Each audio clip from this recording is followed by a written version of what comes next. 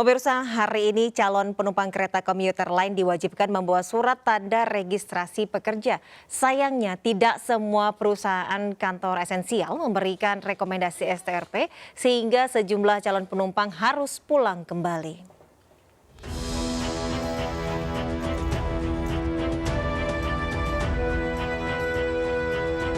Hari pertama diberlakukannya surat tanda registrasi pekerja, tidak terjadi antrian di stasiun Bojonggede Bogor, Jawa Barat.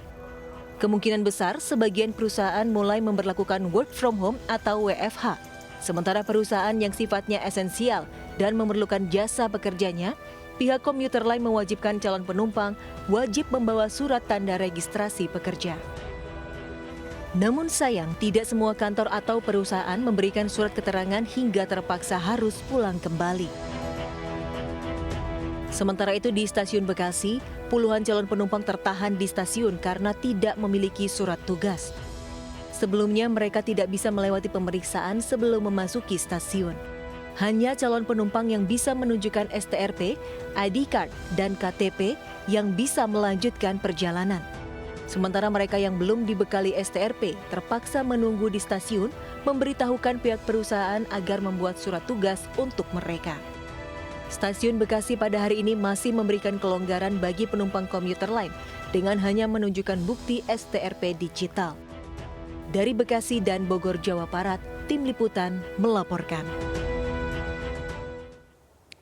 Dan untuk mengetahui informasi terkini, kita sudah terhubung dengan Nadia Raista di Stasiun Citayam, Depok, Jawa Barat. Nadia, bagaimana penerapan kebijakan penumpang yang wajib membawa STRP di sana? Nadia. Ya, Deswita, hingga kini pemeriksaan terkait dengan STRP di Stasiun Citayam, Depok, Jawa Barat, tempat saya melaporkan, masih terus dilakukan. Meskipun memang untuk saat ini jumlah penumpang tidak sebanyak pada pagi hari tadi yang memang merupakan waktu atau jam berangkat kerja.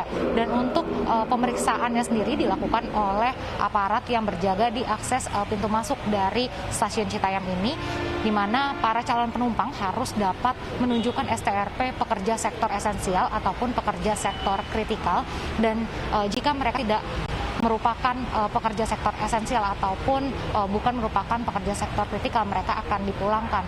Dan di sini juga menurut pantauan kami, jika mereka tidak dapat menunjukkan STRP tersebut, mereka dapat menunjukkan surat keterangan dari pemerintah setempat, misalnya dari RT ataupun RW yang menerangkan tujuan ataupun maksud dari calon penumpang tersebut.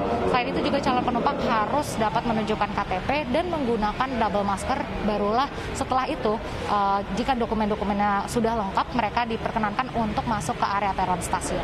Ya, Deswita. Baik, terima kasih Nadia Raisa yang melamporkan langsung dari Depok, Jawa Barat.